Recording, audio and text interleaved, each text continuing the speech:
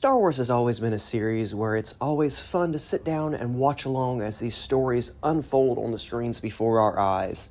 It's also fun to sit and think where these stories could potentially lead in the future.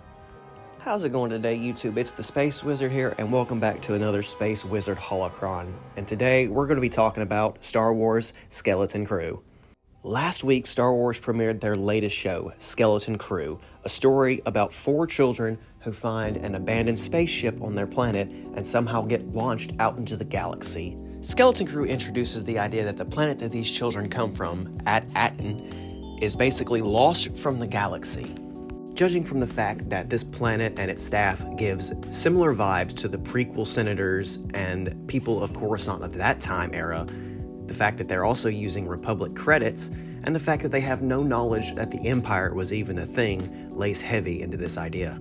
To further establish the idea that At-Aten is lost to the rest of the galaxy, in Episode 2, when the children land on the pirate hub area, Brago, they discover that the people there have no idea what At-Aten is. It is a lost planet. It is Treasure Planet, a planet hidden from the rest of the galaxy with untold riches laying beneath its soils. Now, that's extremely different than what we saw with the suburban life of At-Aten. However, At-Aten is a very mysterious and, dare I say, fishy kind of place. This mystery planet seems to be monitored by its staff heavily, with the indicator being that all the droids basically look like camera droids walking around surveying everything. It gives me ideas into thinking that perhaps this planet is some kind of contingency planet for Palpatine's plan to continue the growth of the Empire after his unforetold demise in Episode 6. Ultimately, though, that doesn't make sense. Why would Palpatine's contingency plan follow a old Republic protocol and not be adopted in the ways of the Empire and feel more militarized or, dare I say, even more controlling of the factor like the First Order was with their dominating military supremacy that they showed in the sequel trilogy? Another astute theory that I had when thinking about the planet At-Aten is that perhaps this is a Confederacy, CIS-owned system that's been closed off and hidden from the Republic back during, say, the days of the Clone Wars. The people of the planet already indicated us that they use several different currencies in a trading system to help the economy of the planet. However, this is a closed planet economy with no outside trade, no outside travel, nothing. So everything that's happening on At-Aten is its own self-inspired economy. Kind of like if the economies of Earth worked in a similar fashion, it would all balance off of each other and help rise and equate each things out so the whole planet would be successful. Or it really doesn't on Earth, but it does on At-Aten. The currencies could be a very important clue because, as we know in Star Wars, who handles most of the currency trades back during the times of the Old Republic and the Clone Wars? That would be the banking clan, owned by the Munes. Which, funny story, Darth Plagueis is immune, but we're gonna ignore that detail right now. My third and final theory towards the mystery of At-Aten is perhaps the mural that we see in Episode 1 with all the different people who look like the founders of At-Aten. Now, perhaps before the time of Chancellor Palpatine, perhaps before the time of Chancellor Valorum, maybe a Chancellor scripted the idea of this planet to be a sanctuary-type planet to perform this sort of experiment that we're seeing the repercussions of later on down the road. At-Aten wasn't the only mystery that this show has proposed to an individual like me who watches Star Wars. Anytime Star Wars launches a brand new movie or a brand new TV show, I always have to step back and ask the question, where is this story going to lead, and is it going to lead me somewhere fun? Well, the answer to that question is a very obvious yes. Star Wars Skeleton Crew Episodes 1 and 2 have been very nostalgic, very fun, very close to home for a Star Wars story. But how does Treasure Planet Pirate Star Wars space story fit in to the bigger picture? Ultimately, this might just be some kind of wacky adventure to get these kids home and having to deal with a bunch of dangerous pirate-type scenarios. And sure, pirates connect to Star Wars in a very big way, but in the overall narrative and storytelling of Star Wars, it's a very small narrative that doesn't influence the major arcs of the story. So, how does Skeleton Crew really connect to the rest of the franchise? Is the connecting character Jude Law's Laud character, this mysterious prisoner that we find in episode 2 who can mysteriously use the Force. I'm putting quotation marks around that to grab a key. Do I think this Laud character is a Jedi? No, I don't. I think he's using some kind of trick to influence the minds of the children just because they're young and naive and they wouldn't know any better. Say like if he had magnetism to be able to move that key.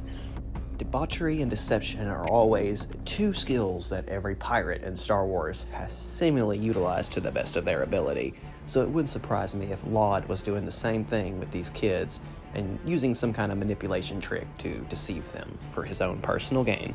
All in all, I don't think Laud is our connecting character for the story. I'm pretty sure he's just there to distract us from what's really going on in the story. So at that point, if it's not Laud who's connecting us to the broader story of the entire Star Wars story that we're dealing with, it's gotta be one of the children.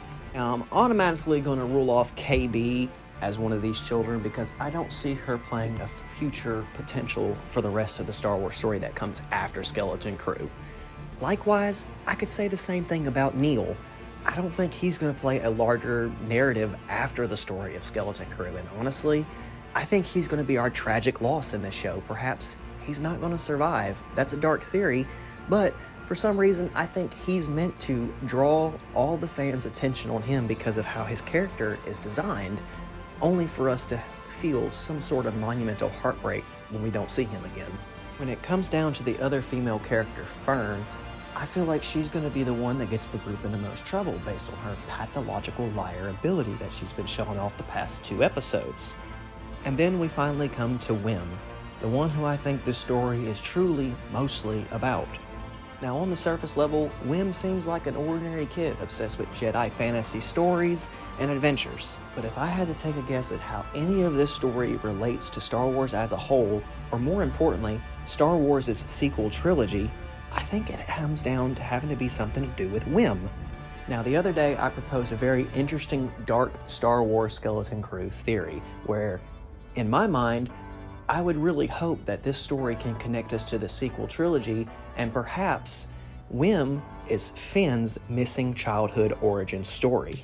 Now, this isn't because both characters share the same skin tone shades of color. That has nothing to do with this. This has to do with the broader telling of the Star Wars story.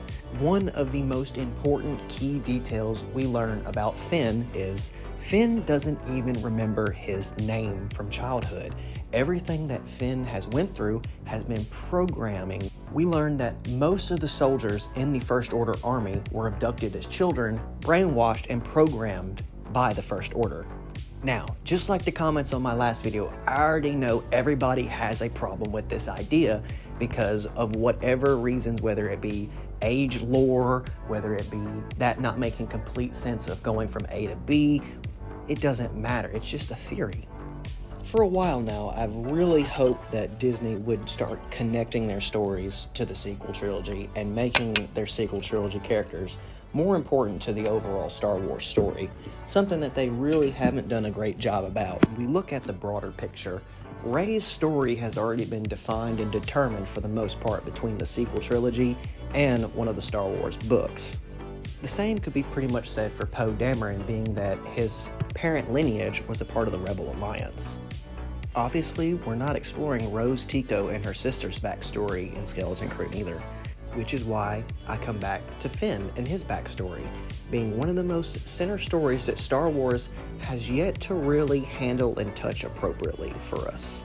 The only way I see the possibility of Wim becoming Finn is if somewhere in the future episodes of Skeleton Crew we cross the Imperial remnants of the Empire or the brand new First Order, newly conscripted and ready to go.